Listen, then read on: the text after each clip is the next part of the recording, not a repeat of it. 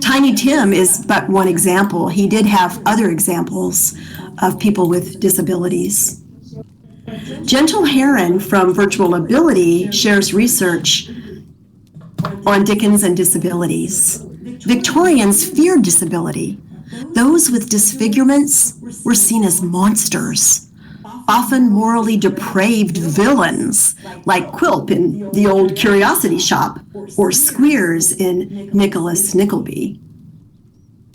There was a certain social stigma, and I think sometimes we still have that social stigma even today. Have any of you in your life dealt with someone who was treated with a stigma because of their physical disability? I think it still happens. Gentle has a handout, and I can look in my inventory and drop that to you.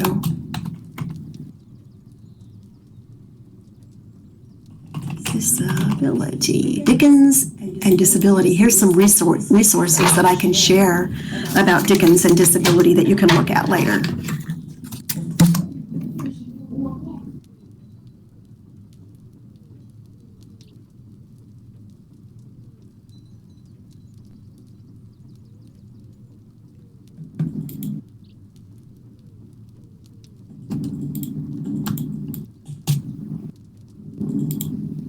If you didn't get it, you can IM me if you didn't get those.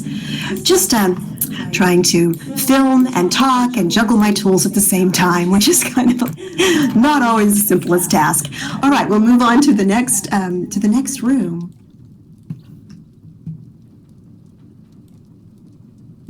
This one is simply called the Victorian London Room. It's got a variety of interesting presentations about Victorian London.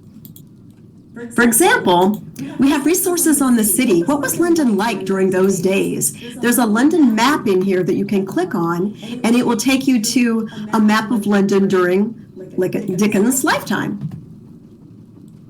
There's also an interesting presentation called Bent and Broken, and it shares a storyteller who simply loves Charles Dickens and does a great job reading some of his stories at a live presentation.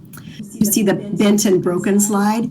And A Crimbo Carol. It's a parody of A Christmas Carol done by teenagers in the virtual world of Habbo Hotel, which is kind of a fun virtual world that's sort of a cartoon character-based world.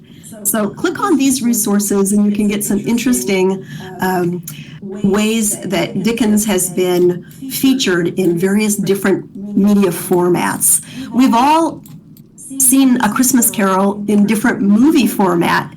There was one that came out just a couple of years ago that dealt with the times when Dickens was writing A Christmas Carol. And I loved to see that, and it made me see that this Dickens project really looks a lot like the streets of London that they portrayed in that film. And so it's interesting to look at movies and different media formats that share the Dickens project. Shared that with someone who wanted to hand out Dickens and disability. Do that while we're on the tour.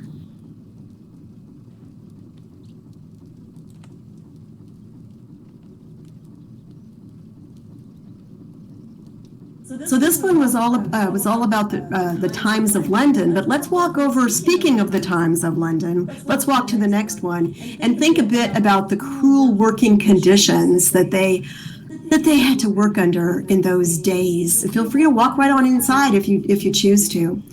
This one deals with the poor working conditions in London during the 1800s. And this one is by Cliff Eclipse, one of our librarian researchers. Certainly Victorian London had some cruel working conditions for people of all ages, and Dickens would have been quite well aware of this because he himself had worked in a blacking factory at age 12. He pasted labels on jars of shoe polish, and he had to work 12-hour days working in these difficult conditions. You can come back here for a glimpse of how difficult it was to work in those times, in those places. When during this time period, Between 1800 and 1900, London grew by millions and millions of people, and the sewer systems just simply could not keep up. So there was rank sewage throughout the town, and that led to a lot of just filthy living conditions and a lot of illnesses such as cholera. So the working conditions and living conditions were very difficult, particularly for children. While the plight of Tiny Tim and his family tugs at our heartstrings, the Victorian version of Christmas as portrayed by Dickens was a product of his nostalgia when he was writing in 1843, and it was a cheery escape into tradition from the poverty surrounding him. People looked forward to his writings, as I said. It was a way to escape from their really poor living conditions. This year, Caledonia approached me with the idea of having Dickens Research Row, shops that each one could contain a particular topic for research. And many of the librarians, educators, students, or individuals who did research told me that every year they learn more as they get excited about their research. And that's what research is all about, digging deeper into it. And Marie came up with the idea of doing the Great Exhibition of 1851.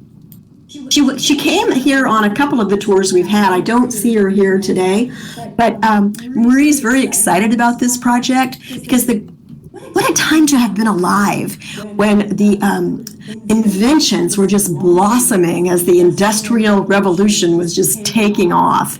And the Great Exhibition of 1851 was fascinating. It was the Crystal Palace, which was made of iron and plate glass. And it took place from May through October of 1851, and more than 14,000 exhibitors from around the world gathered in its 990,000 square feet. So it was a really exciting event for people all around the world. And you can go in and click through Marie's project here and learn a lot about what was going on at the Great Crystal Palace.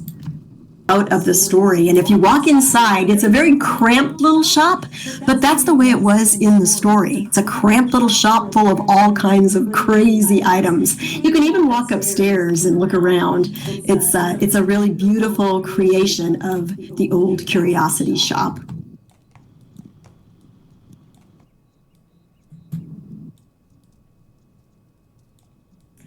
I'm putting another Second Life URL here in the text chat because I mentioned earlier that jumping on the horse and carriage is a great way to tour the Dickens project. You can go all around and see everything and ride on the carriage.